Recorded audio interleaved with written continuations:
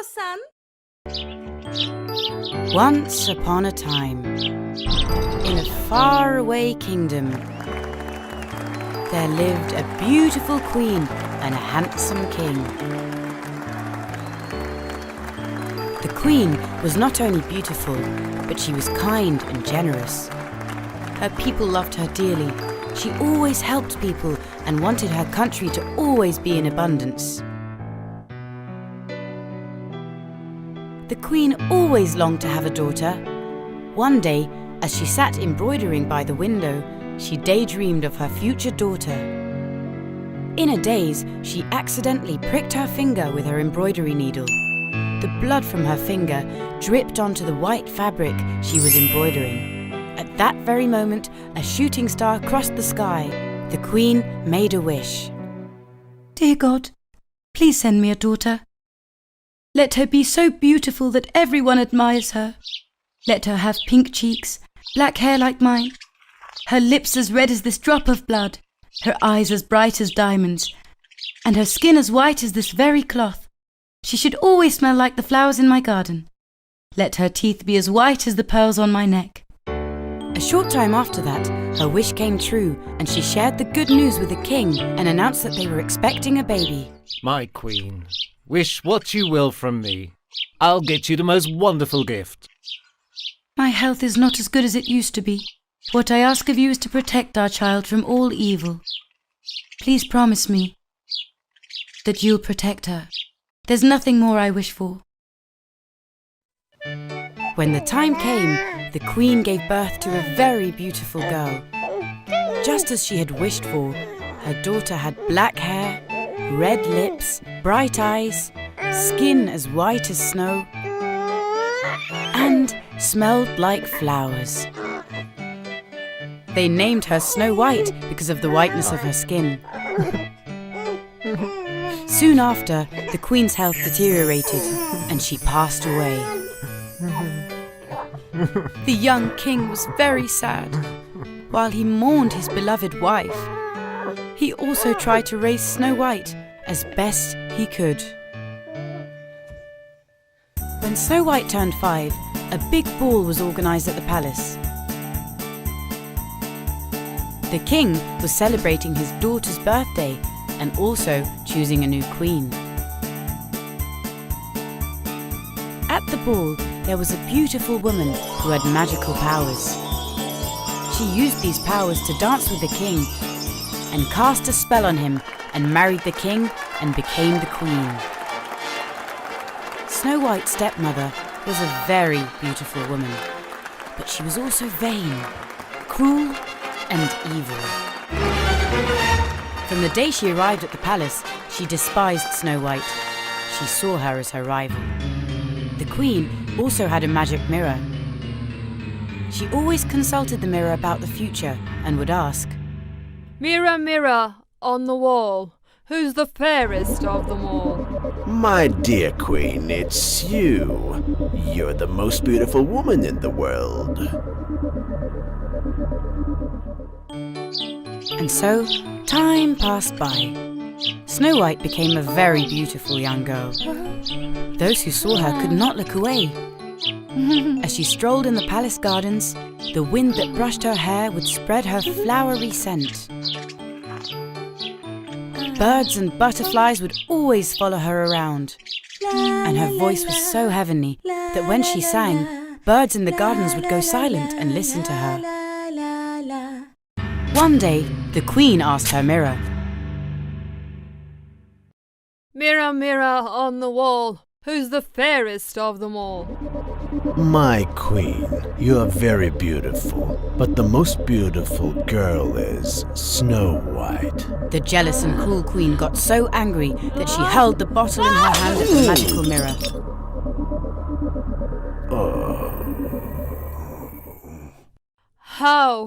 How is that possible? No one's more beautiful than me. Summon the princess at once. Meanwhile, she had locked up the king in the palace dungeon and told everyone that he was away working for his people. She also summoned the palace hunter and gave him strict orders. I want you to kill SnowWhite. and bring her heart to me as proof. Snow White, who had no idea of her fate, came to see the evil queen. Dear Snow White, you haven't been out for days. You must be bored inside the castle. I'd like you to bring me some strawberries from the forest. This way you'll be able to get some fresh air. You'll have a good time, don't worry. I'll send you my trustworthy hunter with you. As the princess picked strawberries with the hunter, they got deep into the forest. The poor hunter was very sad. How can I harm someone with such a good heart and such beauty? There must be another way. The hunter couldn't bring himself to kill her. They sat under a tree and he told her about the queen's evil plan. My princess, please go far away. If the queen finds out what I've done, she will kill both of us. He immediately hunted an animal and brought its heart to the queen.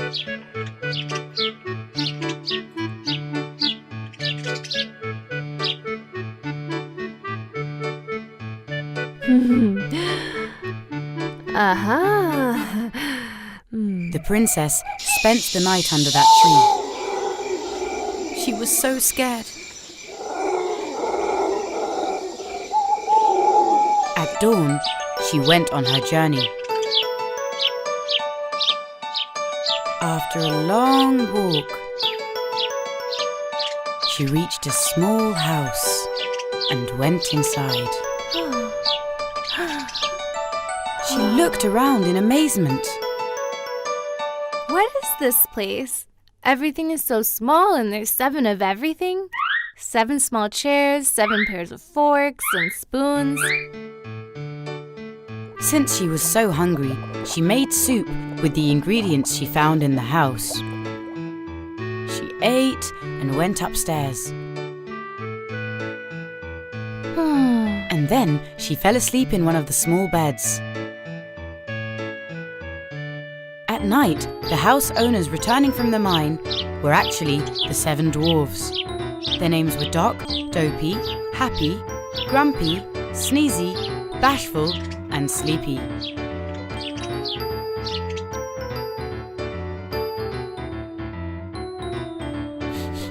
Hey, what's this?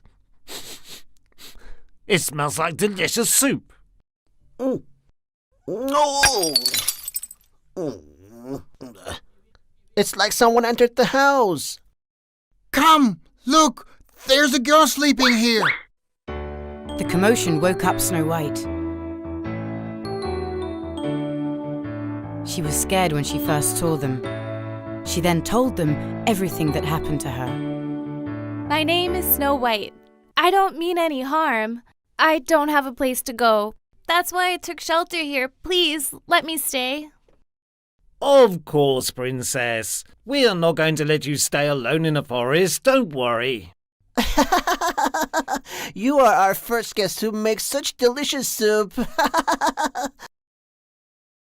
Time passed by. Days and weeks. Snow White and the 7 dwarves were laughing, having fun together, and living a peaceful life. Meanwhile, the evil queen, not knowing that Snow White was still alive, asked the mirror again. Mirror, mirror on the wall, who's the fairest of them all? My queen, you're beautiful, but Snow White, who lives with the 7 dwarves, is more beautiful. Ah! How's this possible? The hunter must have lied to me. First, I will get rid of Snow White, and then I will teach the hunter a lesson. She immediately worked on an evil plan. She poisoned an apple and disguised herself as an old woman to trick Snow White.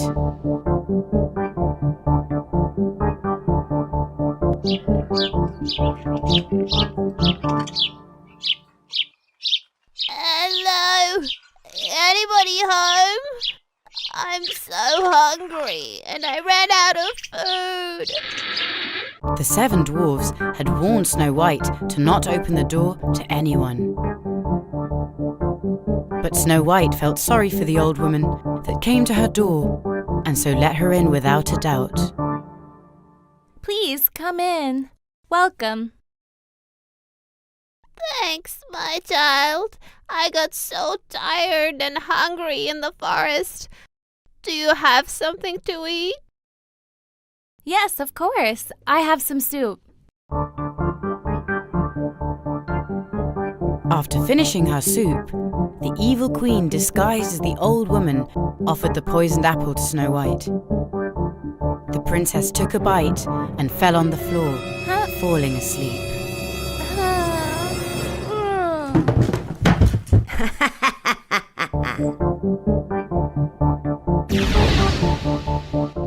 The old woman turned back into the evil queen and happily went back to her palace.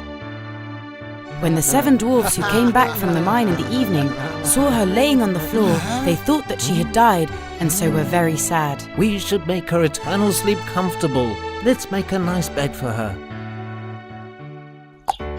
A handsome prince who was walking through the forest heard the 7 dwarfs crying. He got curious and approached them.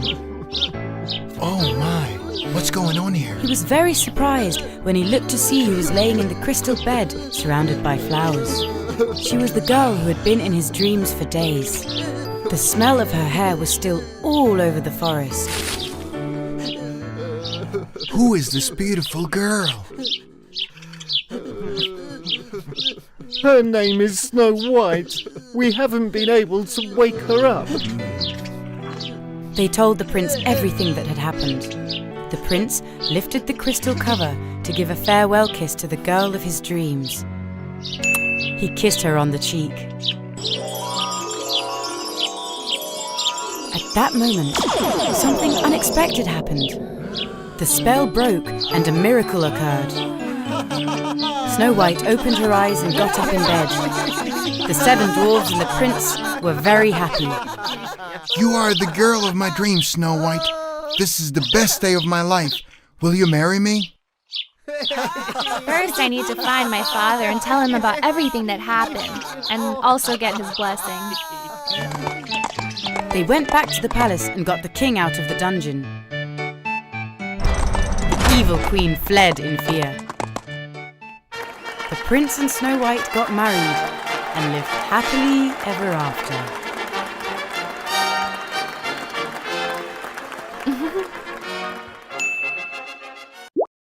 Yeah, that's it! Oh, my battery's low. Come on, download the game now and take my place! Once upon a time, there lived a family who had a daughter named Cinderella. They were a very happy family. However, once their kind-hearted mother suddenly passed away, their happiness came to an end. Cinderella's father married another woman soon after. The woman had 2 spoiled and spiteful daughters. They were just as unkind as their mother. They all came to live in the house. Cinderella now had 2 stepsisters and a stepmother. Everyone loved Cinderella, who was incredibly kind and beautiful. She had long blonde hair, ocean blue-coloured eyes, and delicate feet and hands.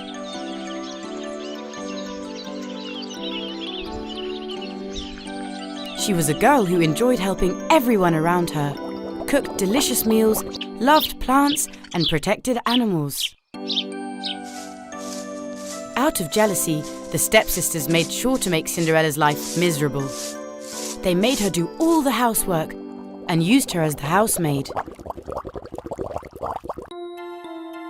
Her only friend was a tabby cat. When she finished her chores, she would take her cat on her lap, sit by the fireplace, and tell him about her misfortune. She always told him how much she missed her mother. That's why Cinderella was nicknamed Cindercat. Unfortunately, soon after, her father died too. The stepsisters and stepmother gave Cinderella a room in the attic. You can't stay on the same floor as us. You're better suited up there. Please, let me and my cat get warmed up by the fireplace. Only after we go to bed. The ashes of the fireplace should be enough for you. Your clothes are ripped and torn. We don't want to see you around. Poor Cinderella accepted her fate. Every night she would sit next to the fireplace and try to warm herself with the cinders left in it. One day, a soldier stopped by their home to invite all girls who were of age to marry to a ball at the palace. Our king is to leave his throne to his son. The only condition is for him to marry a suitable girl. How many girls are there in this house who are of age? Joyously, the mother presented her own 2 daughters. I have 2 beautiful girls. Then who is that girl that I see in the kitchen wiping the floors? She's our housemaid. How could we bring her to the palace? It doesn't matter. I must write her name down as well. Even if you write her name down, it won't matter. She has no clothes or shoes to wear. Go ahead, write it down.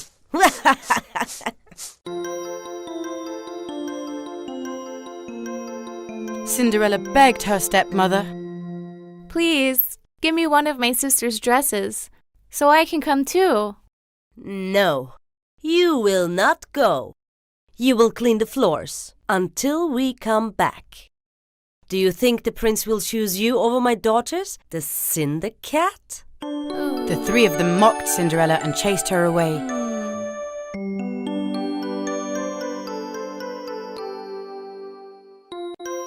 Finally, the day of the ball arrived. Ooh! All dressed up, they went to the ball and left Cinderella behind. Cinderella cried hopelessly. Right at that moment, a glowing fairy appeared before Cinderella. Don't worry, I'll get you to the ball. Who are you? I'm the good fairy who helps kind-hearted girls. Your mother has sent me here to help you. She is watching over you from above. Let's get to it. Find me a large pumpkin and 6 mice. Cinderella did what the fairy asked of her right away. She brought the pumpkin, and the mice in her room, who were already her friends, came running to help.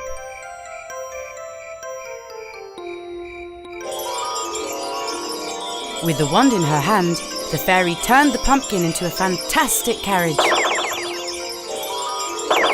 4 mice into white horses, 1 mouse into a coachman, and 1 into a footman. Finally, it was Cinderella's turn. The fairy touched her head with her wand and turned her into a wonderful princess. Remember, don't stay past midnight. The spell will break after 12 o'clock. You must leave the ball before 12. Good luck. Cinderella got in the carriage and went straight to the palace. As soon as she entered the ballroom, everyone stared at her and held their breath. They were curious to learn who she was. She must be a princess from another country. They asked themselves who else would arrive in such a magnificent carriage and wear exquisite jewels. The prince, who saw Cinderella, came up to her immediately. My lady, will you dance with me? With pleasure, His Royal Highness. It was love at first sight. The prince danced with Cinderella all night. The king and queen also really liked Cinderella. This girl would suit us and our palace as well. She's noble and beautiful. We have found our bride. All the other girls at the ball, including the stepmother and stepsisters, were huffing and puffing with jealousy. Where do you come from? Where do you live? What's your name? Time passed by really quickly. Cinderella, who saw that it was almost 12 o'clock, left the prince unexpectedly and ran out of the palace. As she hurried down the palace stairs, she lost one of her glass shoes. But because she was in such a hurry, she left it behind, got in the carriage, and went home. At exactly midnight, everything turned into what it was before. The prince who had run after Cinderella was in complete shock. He hadn't been able to catch up to her, but he found her glass shoe on the stairs.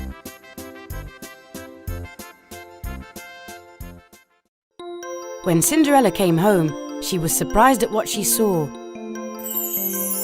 The house was sparkling clean. There was even a hot soup brewing on the stove. The fairy had sorted this out too. When Cinderella went to her room, she was very sad. But what now? I'll never be able to see the prince again. Don't worry. Everything will be okay. Meanwhile, the prince thought only about the beautiful girl who had run away from the ball. I must find her. I will take no other as my queen. Tomorrow we will try this shoe on every girl's foot that attended the ball last night and across the city. If the shoe fits someone, then that girl will be my queen.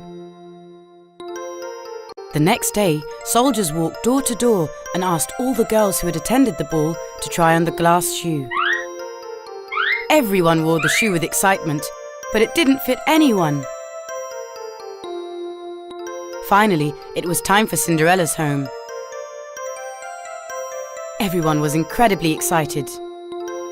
The stepsisters spent hours massaging and creaming their feet in order to shorten them. And they locked Cinderella in the attic. Yet, the shoe didn't fit either of the sisters' feet.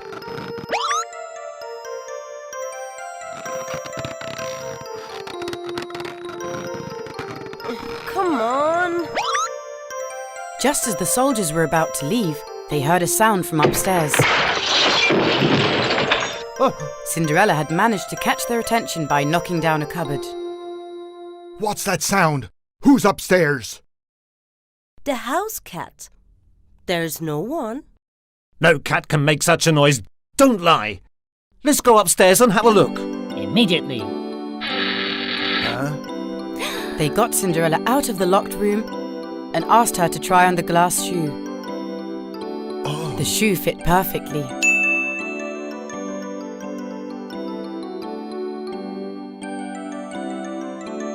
Cinderella showed them the other pair.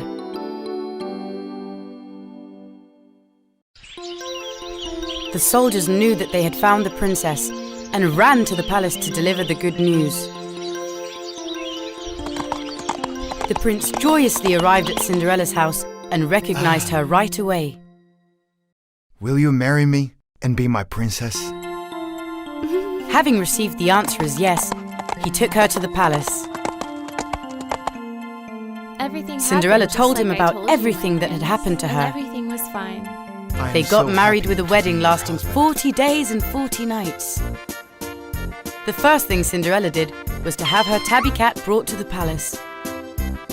They lived happily ever after, and the good fairy looked over them at all times.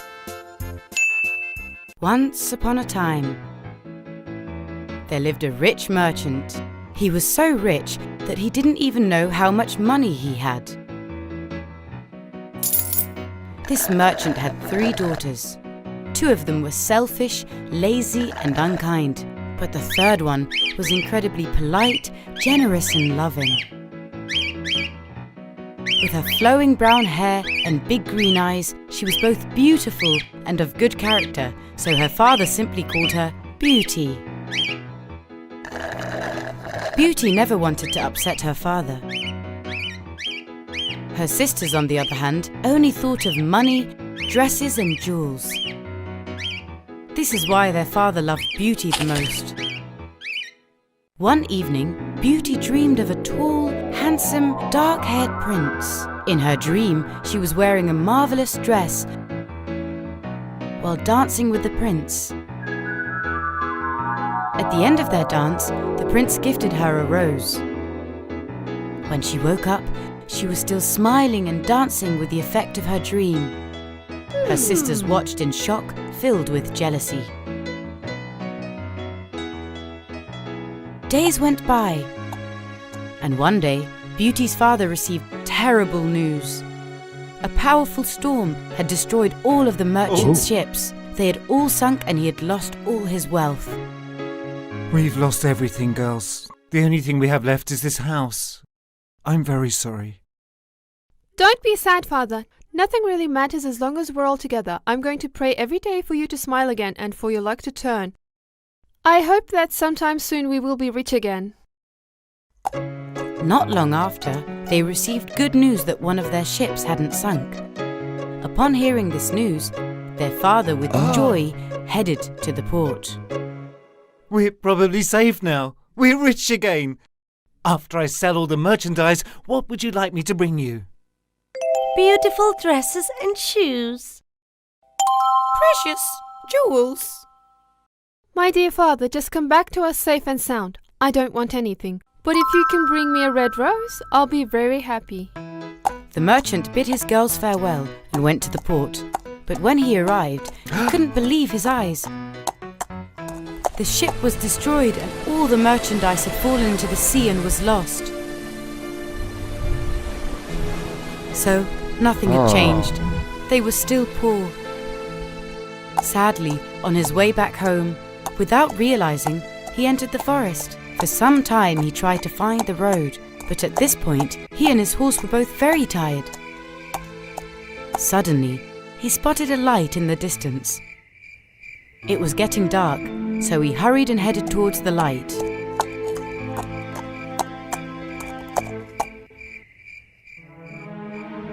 A magnificent palace appeared before him. It was a palace with lights all around it and a huge garden. The palace had a mysterious feel.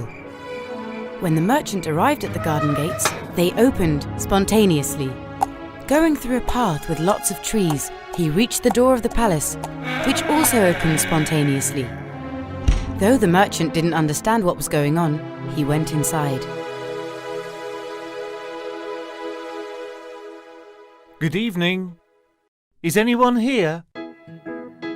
He walked past the huge living room and other rooms, asking if anyone was home. He suddenly found himself before a table full of different types of food, desserts, and fruits.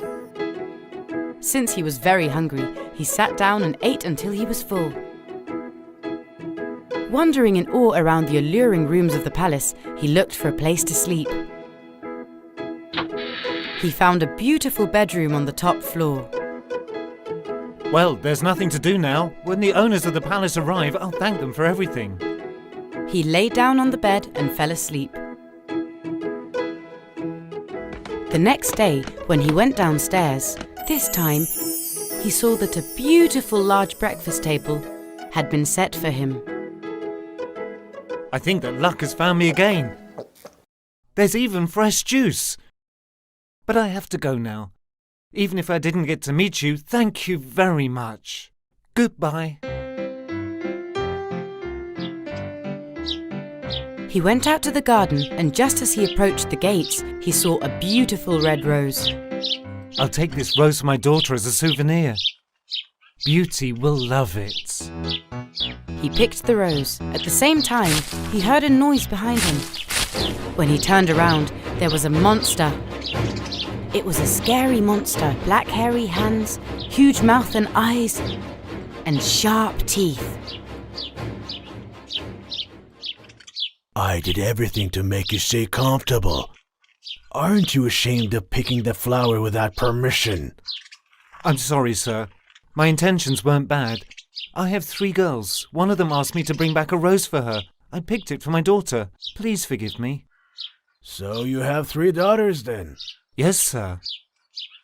Well, I will only forgive you on one condition. One of your daughters must come and stay with me willingly. If no one comes, I will punish you very badly. Here, I'm giving you my fastest horse. I expect both of you within a week. If not, you will pay the price for your insolence. The merchant, wanting so desperately to stay alive, climbed on the horse and went straight home.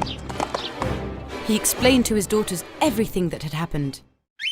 Which one of you will come with me there? I can't live with the monster. Beauty is the one to be blamed. She should go. Yes, it's her fault that Dad encountered this monster. She should go. Okay, Father, don't be upset. I will go willingly, and I will save you. My beautiful girl. You're going because of me. I'm so sorry. Don't be sad, Father. Everything will be fine. When they arrived at the palace, everything was the same as before. The fire was burning in the fireplace, the table was full of food, and bright lights were lit everywhere. Since they were both hungry from the long journey, they sat at the table and had dinner. Not long after that, the monster headed downstairs. Good evening, and welcome. My name is Beast. Will you stay here with me? Yes, sir. I wanted that rose. It's not my father's fault. He only wanted to bring me a gift. Then your father will leave tomorrow, and you will stay here and be my friend. The next day, Beauty's father left. I'll miss you very much. Forgive me, my dear.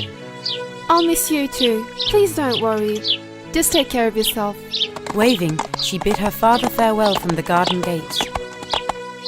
Days went by, but she was incredibly sad. She cried every day. One night as she was crying, "What will I do with the beast? How will I get used to this?" he appeared before her. Good evening. How are you? Is your room comfortable? Do you need anything? Your wish is my command. But you coming here at your own will has made me incredibly happy. If only you liked me a little. Is it because I'm ugly? Beauty always told him the truth. I don't like you, but I've gotten used to you. Just wait and see. One day I'll make you like me. You won't see the ugliness of my face, but you'll see the kindness of my heart. That's what's important. They were actually becoming quite good friends. They played piano together and sang songs. They wandered around the garden and fed the birds. Beauty realized that Beast wasn't as ugly as she thought he was. In fact, she had started to like him. One night, she dreamed of her father and saw he had become really ill. The next morning, Good morning. Last night I saw my father in my dream. He was very ill. Please let me go and visit my father for a week. I've missed him so much. Will you let me? Okay then. Exactly 1 week. If you go over 1 week and not come back, I will die here. Don't forget that. I promise. I'll see him and come right back. Then, let's put this magical heart-shaped medallion on your neck. If you make a wish while holding it tightly, it will come true. they parted in this way. I want to go to my father. She arrived at her father's house. Her father was so pleased to see her that he started feeling better almost immediately. I missed you so much, Beauty. I miss you too, Father. Her sisters didn't understand what just happened and how she just suddenly arrived. They were still jealous of Beauty. Beauty told her father everything. That she was now happy and that he shouldn't be sad anymore. She stayed a week at her father's house without realizing how time passed by. One day, she saw Beast in her dream lying on the floor. Thinking that he had died, she became incredibly frightened. It dawned on her that she was late by one day. She felt guilty because she hadn't kept her promise. He told me that if I stayed over a week that he would die. What selfishness this is! If something happened to him because of me, I will never be able to forgive myself. She immediately bid her father and sisters farewell, took the medallion in her hand, holding it tightly, kissed it and made her wish.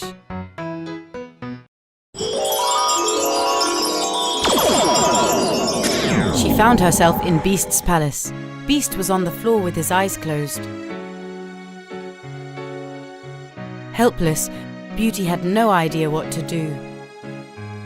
I shouldn't have left you alone. Please forgive me. Beauty, thinking that she had lost Beast, kept on crying. Suddenly, Beast opened his eyes. I finally realized how much I love you. Can you really love someone as ugly as me? Of course. I will never part with you again. Then will you marry me? Yes, yes. Suddenly, with a blinding light, Beast's face started to change. A handsome prince took his place. He was tall with thick dark hair. Oh, you're the prince that I was dancing with in my dream. Yes. An evil witch turned me into the beast. The only way for the spell to be broken was if a girl accepted my hand and married despite my ugliness. Thank you for saving me, Beauty. Not long after that, the prince and Beauty got married. They brought her merchant father and her sisters to the palace as well. They lived happily ever after. This was a victory of inner beauty. Kondosan! Once upon a time, in the deep sea, there was an underwater kingdom. The king watched over the kingdom along with his 6 beautiful daughters and his elderly mother. All the sea creatures lived peacefully and happily together.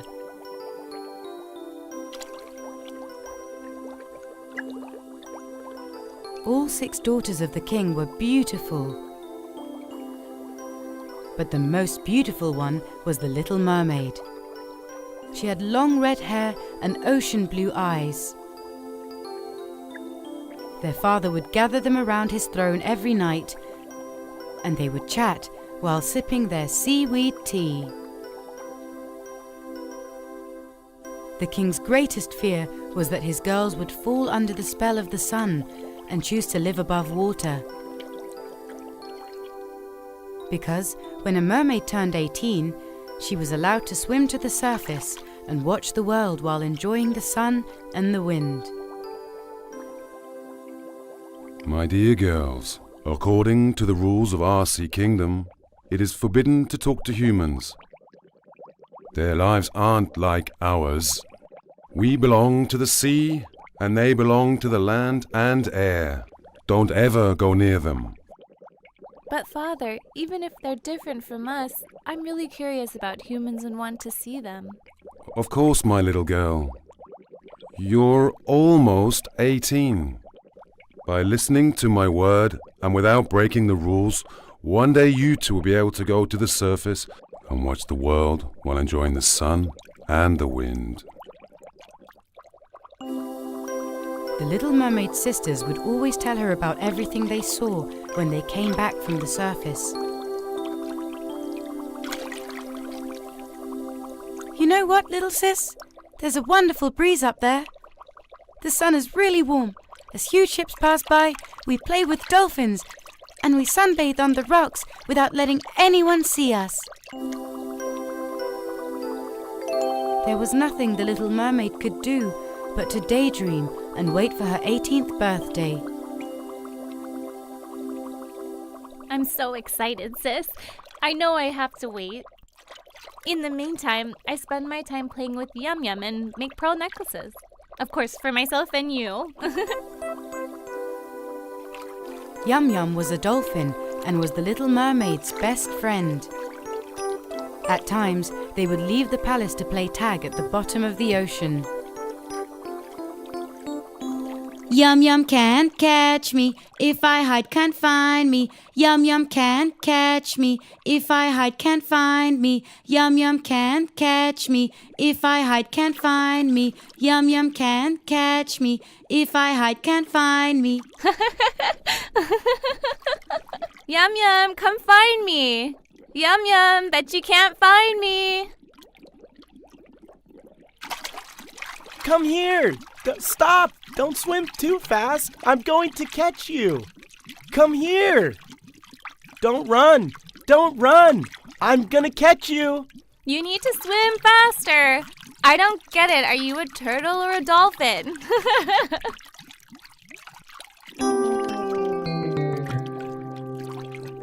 Am I a mermaid? No one can swim as fast as you. Come on, let's have a swimming race. Why do I even bother when I know I'm going to lose? Silly me. Don't say that, Yum Yum. Maybe you'll win one day. Never mind, let's race another time. Can you bring me back some more pearls? I want to make necklaces and bracelets for my sisters. While waiting for Yum Yum on her oyster bed, the Little Mermaid's grandmother arrived. Grandma, can I ask you something? Do humans look like us? No, they don't, my dear granddaughter. Humans have legs, and they use them to walk on land. If they don't know how to swim, they can drown in the sea. We also live longer than they do, and we can also live on land. Don't forget, my dear, when the day comes and you go to the surface, make sure no one hears your voice. Because one of our most important features of our voice is that it's magical. So, I won't be able to sing at the surface? What's the harm in it being magical? Those who hear your voice won't be able to leave. Their ears won't hear anything but your voice. They will wait until they see you. Come on, it's very late, and that's enough information for now. Good night, my dear. Finally, the big day had arrived. It was the Little Mermaid's 18th birthday. Happy birthday, my little girl. Happy birthday, little sis! The whole family took her amongst them, celebrating her birthday. The Little Mermaid was so excited. She was going to go to the surface and see the world. She hugged her father goodbye and started swimming with Yum Yum towards the surface. Her father was shouting after her in concern. Don't forget everything I've told you. Yum Yum, look after my daughter. Are you sure, Father? I will be looking after Yum Yum, because I'm faster than him. Goodness, she didn't wait for me again. Finally, the Little Mermaid reached the surface of the sea. She was now sitting on a rock in the middle of the sea and watching the world, and was admired of what she saw. My goodness, the sky is so blue. The wind feels so wonderful. The seagulls are such beautiful creatures. Everything's so new to me. They're even more beautiful than my dreams. Be careful, my princess. A ship is about to pass by. They're not supposed to see you. What's that? It's so huge. People can't swim in the water for long and can't breathe underwater. When they swim slowly. Even the fastest of them can't keep up with a ship. That's why people have been using ships since ancient times, both to travel and to carry loads.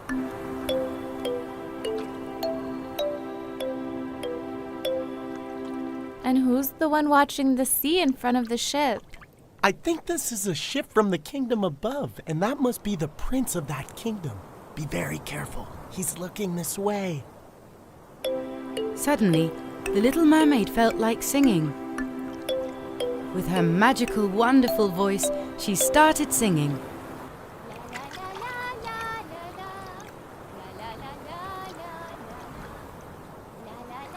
Princess, what are you doing? I hope the prince doesn't hear you singing. If not, he'll never leave until he finds us. Do you know that? But the Little Mermaid couldn't help herself, and she kept on singing. She couldn't help herself from the prince's charm. The prince was also enthralled by the voice of the Little Mermaid. What a wonderful voice.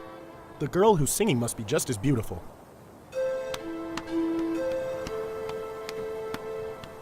Point the ship towards the rocks. The voice is coming from over there. But, my prince, it's very dangerous to sail the ship towards the rocks. It might hit the rocks and get damaged. The weather's also turning and there might be a storm any minute now. Are you sure? I need to find that girl. Do whatever it takes. Yes, Your Majesty. Head towards the rocks. May God protect us. The Little Mermaid hid behind the rocks. The prince didn't see her, but saw the pearl bracelet that she had dropped while escaping. He shouted out to his men. Quick! Go on to land and bring me that pearl bracelet. She was a beautiful mermaid, I'm sure.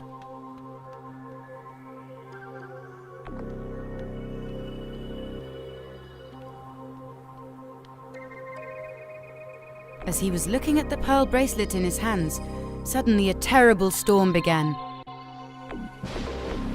The sea blackened, thunder struck, and the huge waves caused the ship to hit the rocks and shatter. And the prince fell into the sea. Yum Yum, the prince fell into the sea. Hurry, we need to save him.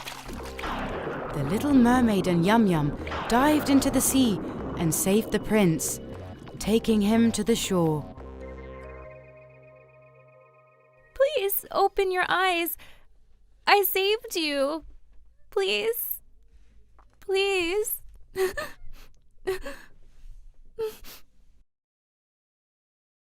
As they waited for the prince to awake, he slowly opened his eyes.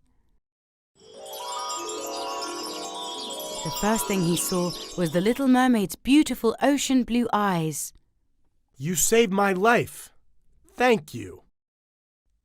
Then he saw the pearl necklace around her neck and immediately realized that she was the mermaid on the rock that he heard the voice of and was enthralled by, and the owner of the pearl bracelet in his pocket. With joy, What a wonderful miracle.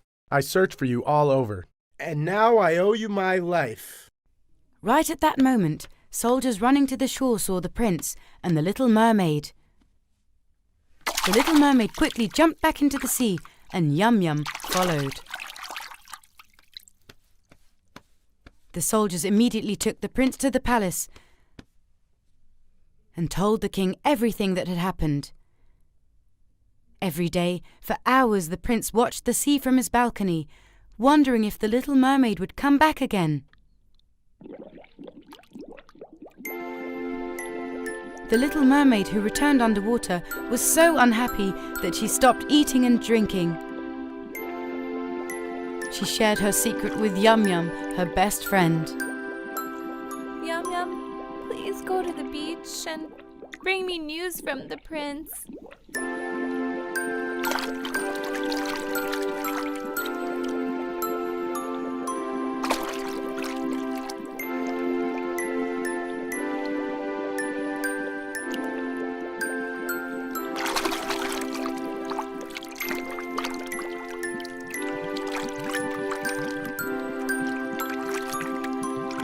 The prince watches the sea from his balcony every day, and I think he's waiting for you to go to the shore.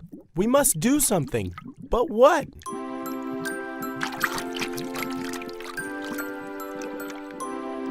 The king was very furious when he saw his daughter like this, but was also very sad.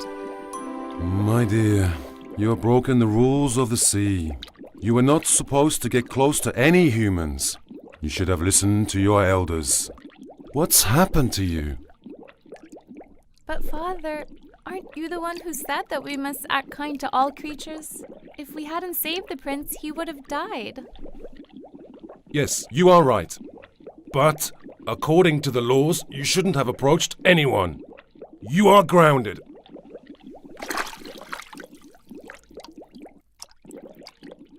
The king grounded the Little Mermaid, forbidding her to go to the surface. The Little Mermaid was very sad and couldn't stop thinking about the prince. One day, Yum Yum came to the Little Mermaid. Well, I actually know an octopus, and he knows a witch who can make miracles. If you want, we can go and tell her about our problem, and maybe she's able to help us. What do you say, huh?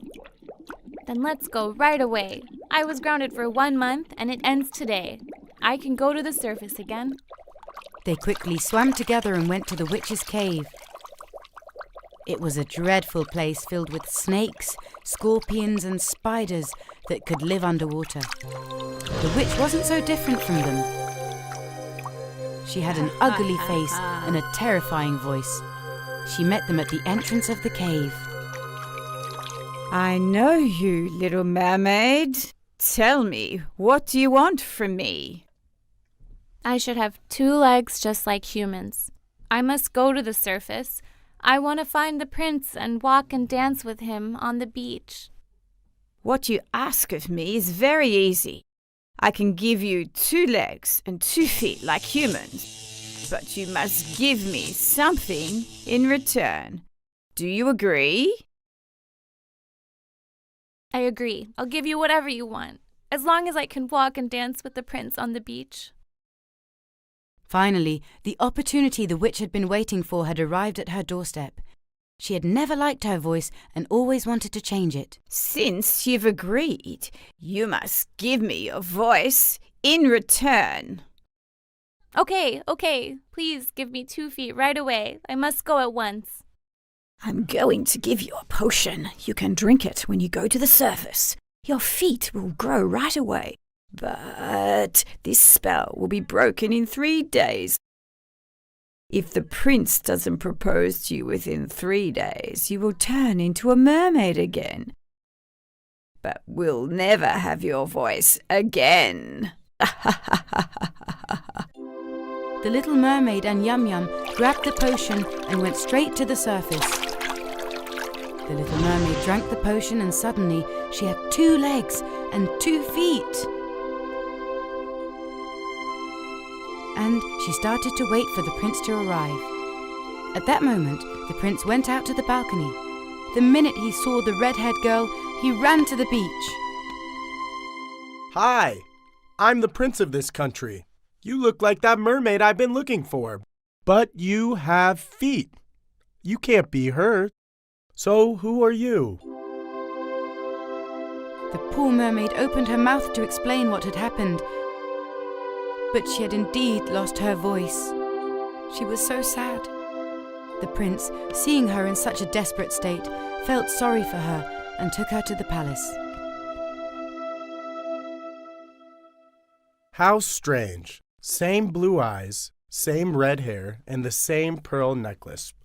But you're not a mermaid and can't talk. To whom does this pearl bracelet belong? Meanwhile, the prince's father had found a princess for the prince to marry and was pressuring him. The poor mermaid, frightened and sad, was waiting for the marriage proposal from the prince. What if he never understands that I'm the mermaid he's been looking for? What if he never recognizes me? I'll be turned back into a mermaid again. A mermaid that can't talk or sing. My games with Yum Yum will also just be a dream. The 3rd and last day of the spell had come. The little mermaid went to the beach and was crying as she watched the sea. But Yum Yum didn't wait around. He had already went underwater and told the king everything that had happened. In anger, the king along with his whale soldiers went straight to the witch's cave. If you don't give my daughter's voice back immediately, I'll imprison you in a whale's stomach for the rest of your life. But we had a deal. As your king, I command you. Give my daughter her voice back immediately. The witch, with fear, agreed and opened a glass bottle. And the little mermaid's voice was set free. Suddenly, the princess's magical, beautiful voice spread all throughout the sea.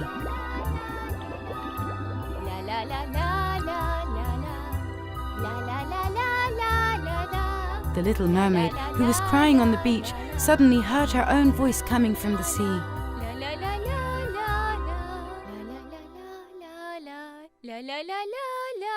Oh my god! This is my voice! I can talk now! Then she saw her whole family sitting on a rock, waving and blowing kisses at her.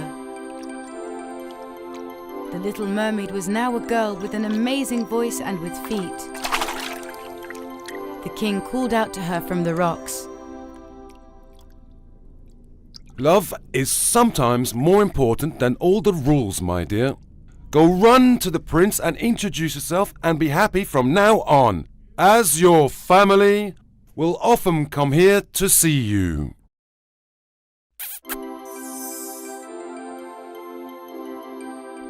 The Little Mermaid ran to the palace excitedly. She told the prince everything. The prince, having found the mermaid he had been searching for, proposed to her right away and placed the pearl bracelet on her hand.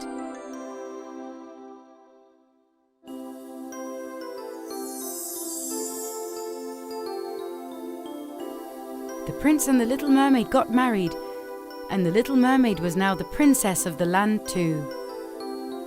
Every morning when the Little Mermaid woke up, she would call out to her family in the sea from the palace balcony and say thank you for everything and wave to them.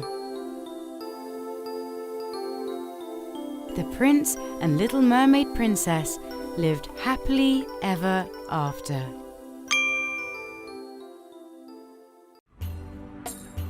Once upon a time, in a faraway country, there lived two brothers, Alibaba and Kasim. Alibaba, a poor woodcutter, was a kind and honest man. Meanwhile, Kasim, the older brother, was a jealous and greedy man with an evil heart. One day, as Alibaba was cutting and collecting logs in the forest, he saw a large group of horsemen coming towards him. Trembling with fear, he climbed up a tree. Even his donkey got so frightened that the poor thing hid behind the bushes. Good heavens! 1, 2, 3, 40 of them! I guess these are the infamous 40 thieves who steal gold and jewels from others. I had better stay up here until they are gone. Alibaba curiously started to watch the 40 thieves. The leader of the thieves got off of his horse in front of a rock and shouted, "Open sesame!" With a loud crashing sound, a big rock that served as a door opened up and the men entered the cave.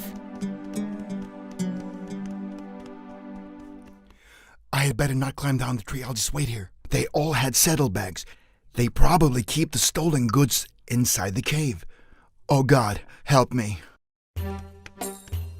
Frightened and bewildered, Alibaba didn't move a muscle and remained silent.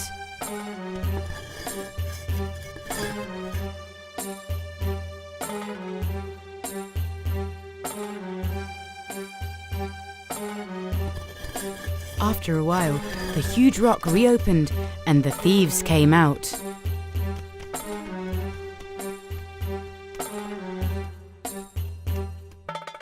Close sesame! The thieves left, riding their horses again. Though Alibaba was afraid, he was extremely curious. He climbed down the tree, walked to the entrance of the cave, only after he was certain that the thieves were gone. He said the magic words. Open sesame! The cave's door opened with a rumbling sound. Wow! It opened when I said the magic words too. Alibaba entered the cave a little hesitant. It was dark inside. A narrow passage led to the depth of the cave. After walking for a few minutes, he reached an open space. This was where the thieves kept all their treasure. Alibaba was amazed by what he saw. He couldn't believe his eyes. All the gold, jewels, and coins the thieves had stolen were piled up. He was so astonished. Gosh, this is where they keep the stolen goods. What a big treasure. God knows from where and whom they stole all this. Whatever. I'm taking a sack full of this and leave before the thieves come back.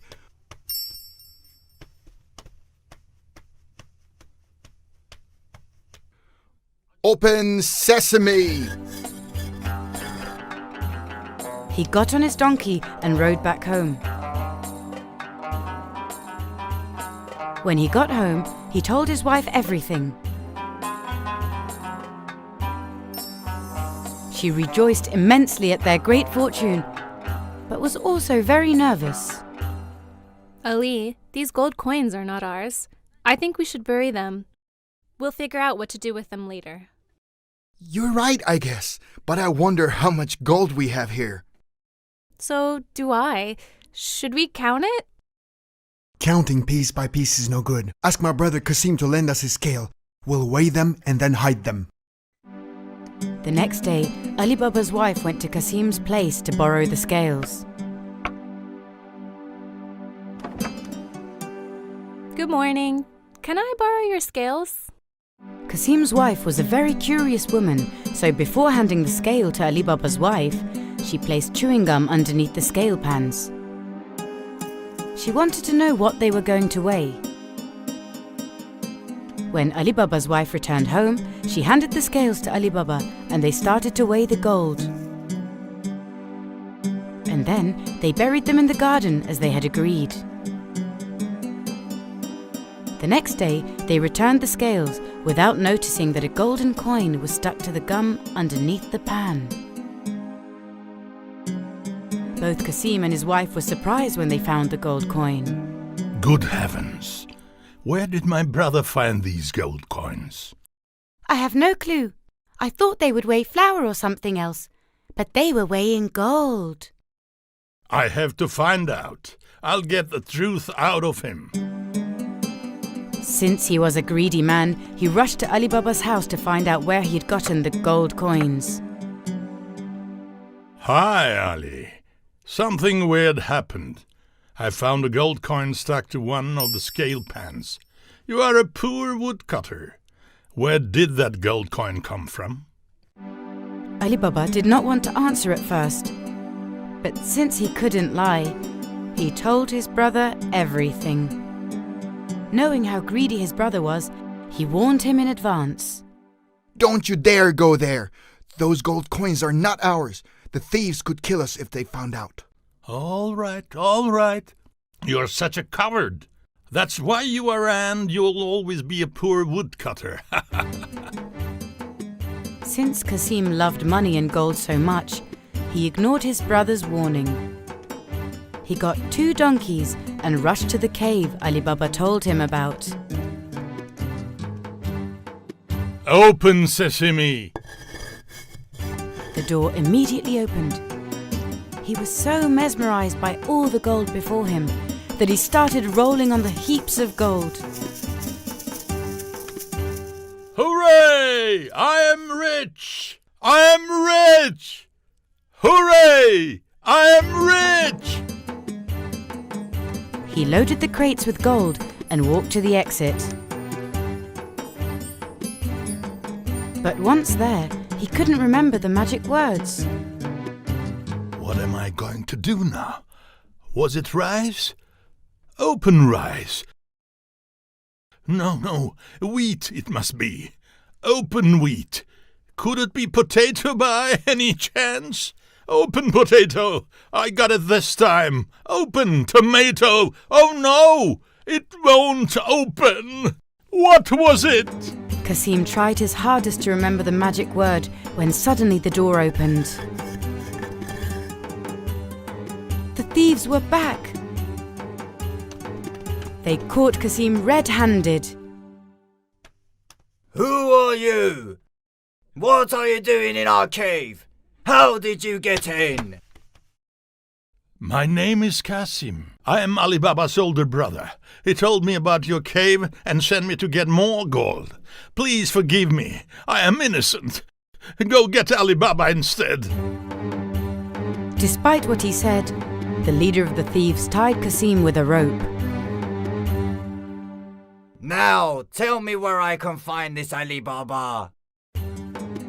Scared out of his mind, he did as he was told.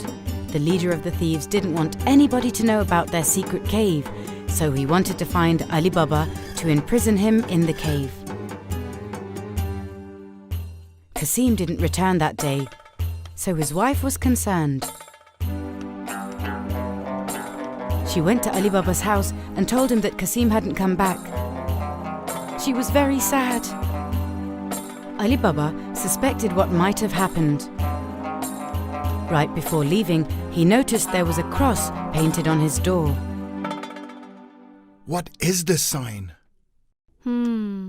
I think I know what it is. I'll be right back. Being a clever woman, Alibaba's wife understood that the thieves had marked their house. So she came up with a plan. She painted a cross sign on every door in the neighborhood in order to confuse the thieves. At midnight, when the thieves came to the neighborhood to get Alibaba, they saw that every single door was marked with a cross. They couldn't tell which was Alibaba's place. All the doors are marked. We can't find Alibaba. We have to get back.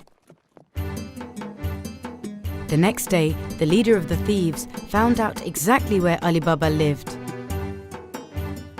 He hid his gang of thieves in 40 barrels and filled the 41st barrel with oil. He knocked on Alibaba's door. Good evening. I'm an oil merchant. I come from very far. Can you let me spend the night here? In return for your kindness, I'll give you a barrel of oil. Being the kind-hearted man Alibaba was, he wanted to help, so he let him in. Sure, come on in. We were about to have supper. You are welcome to join us. They sat at the table. While Alibaba and the leader of the thieves were eating, Alibaba's clever wife grew suspicious of the man. She went down to the cellar and checked the barrels. Are you in there? Yeah, is it time? Shall we come out? Not yet. Wait for my instructions. Alibaba's wife realized what was going on and rushed to the kitchen. She boiled some oil in a pot and poured it onto one of the barrels. The thief that was hidden in the barrel screamed in pain when he got burned and ran out of the house. This alerted the other thieves, who also left the house upon hearing the screams. Only the leader of the thieves remained, but he was also scared now and directly gave the order. Get out of the barrels now! It's time! To his surprise, he saw Alibaba's wife holding a scoop full of boiling oil standing in his way. To avoid the same fate of his gang, as he tried to escape, Alibaba and his son caught him and tied him with a rope, and they turned him into the authorities. Now it was time to save his brother Kasim. Alibaba rushed to the cave. Open sesame!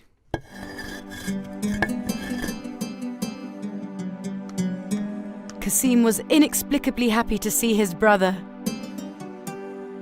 Thank goodness. I no longer care about gold or coins anymore. I was scared to death. Get me out of this place, Alibaba, please. I told you should not covet so much of worldly goods. It may cause you a lot of trouble. Thanks to Alibaba, the thieves never returned to that country. The gold coins were distributed equally to all the residents. Their country was blessed with abundance.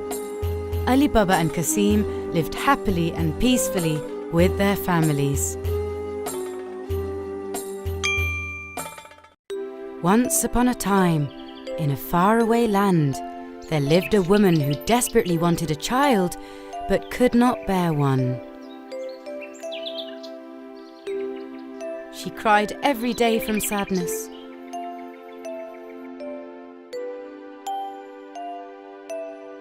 One day, as she cried, a fairy appeared before her.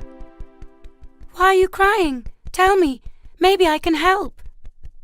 I have no one. I want a daughter. She would be a friend to me. Okay, don't cry anymore. I'm going to give you a seed, plant it, and place it where it can get plenty of sunshine. Also, sing to it every day. When it grows and blooms, you will see a surprise." The woman did everything as the fairy said. She sat by the flower pot and sang to it every day. One day, she saw a small sprout. Soon after, the sprout turned into a pink rosebud. The woman was so joyful and happy. One day, as she was smelling the rose, she kissed it. Suddenly, the rose petals slowly started to unfold. Inside was a blonde-haired, pink-cheeked little girl as small as a thumb. She was so shocked and delighted. She realized why the fairy had given her that seed. She immediately took the girl into her palms and started talking to her. My beautiful girl, welcome to your home. I'm your mother. Your name shall be Thumbelina. She immediately made a cradle for her out of walnut shells, a bed out of violet leaves, and a blanket out of rose petals. Thumbelina was so happy with her mother. She sang songs and danced with her. Her mother filled a cup with water and placed some walnut shells inside. Thumbelina would ride around with the leaves and shells for hours. Time passed, and Thumbelina had grown, yet she was still tiny. One night, as Thumbelina was sleeping in her bed, an ugly frog entered through a gap in the window. He stared at Thumbelina as she slept. Oh, she's so beautiful, just the perfect girl to be my daughter-in-law. He slowly picked her up and placed her next to the pond in the garden. His son immediately ran towards his father. This girl who is to be my wife is so beautiful, Father. Let's keep her on this lotus flower until we prepare everything so that she doesn't escape. In the morning, Thumbelina, who opened her eyes on the lotus flower, noticed she was in the middle of the pond, was very scared and so started crying. All the fish in the pond that heard her voice swam towards her. Why are you crying? What's wrong? What am I doing here? I was happily sleeping in my bed. I opened my eyes and I'm here. I want to go home to my mother.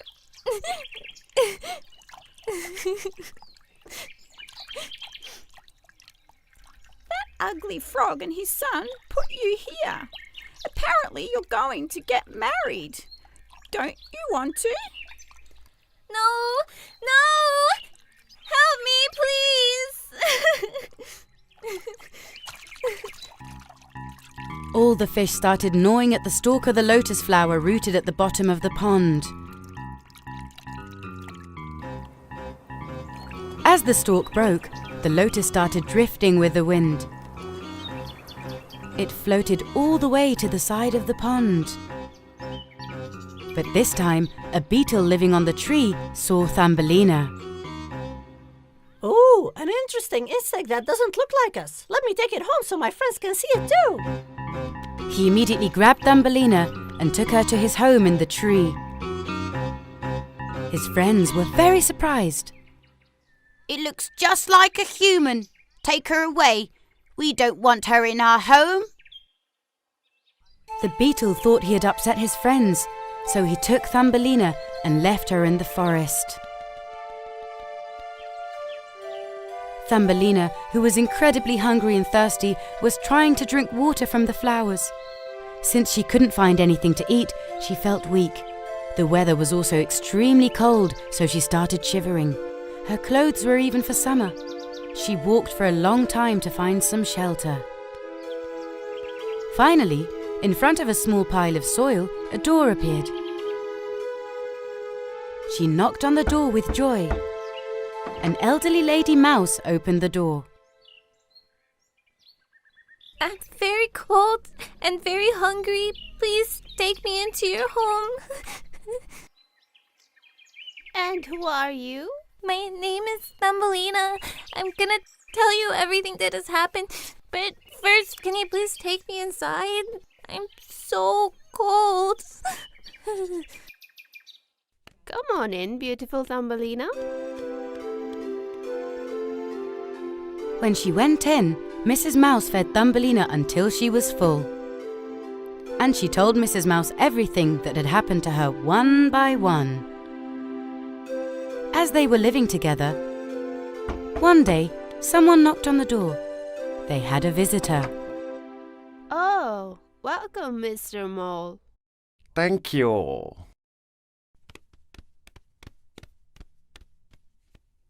And who is this beautiful girl, Miss Mouse? Let me introduce you. This is Thumbelina. We live together now. Very nice to meet you, sir. Admiring the beauty of Thumbelina, Mr. Mole was now visiting Mrs. Mouse's house every day. He would bring lots of gifts and food to get Thumbelina's attention. After some time, Mr. Mole decided to speak to Thumbelina. Thumbelina, I like you very much.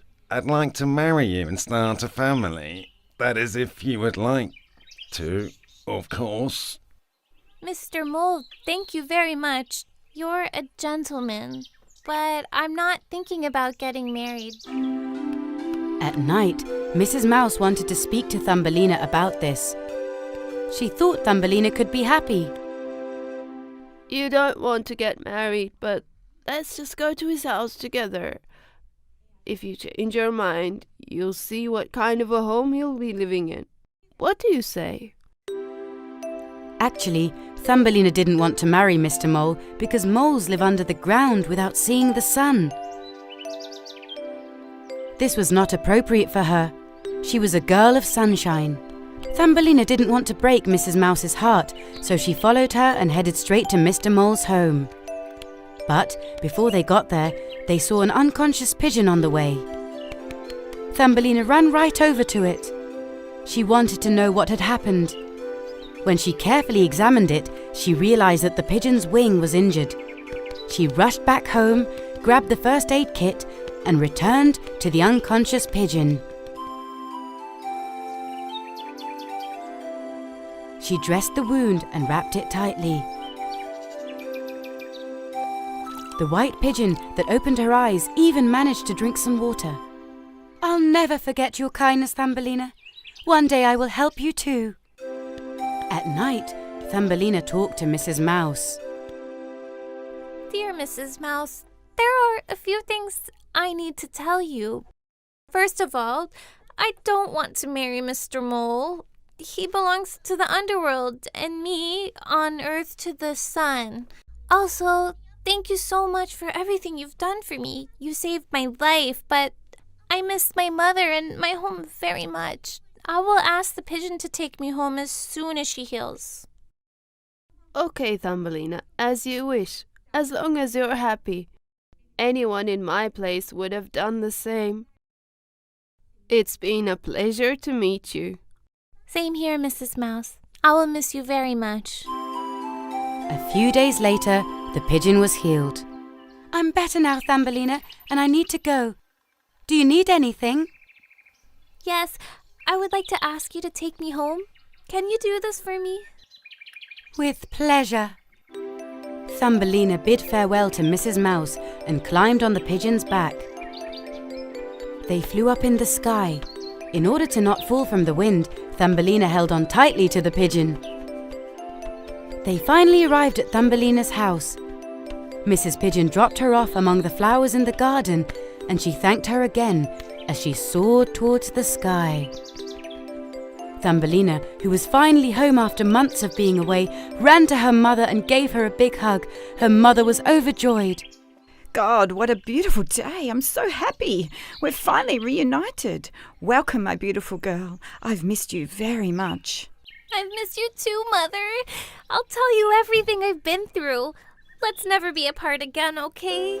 After all that had happened, Thumbelina never went far from the home.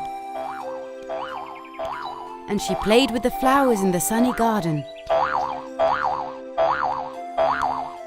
One day, she noticed a very special, sparkling, beautiful flower like the sun. Wow, what a different flower. I don't think I've ever seen it around here. Thumbelina jumped from flower to flower and approached that flower. And right at that moment, the petals of the sparkling flower opened up. Thumbelina, who saw a handsome tiny man just like herself, was shocked. Oh, who are you? I'm this garden's fairy.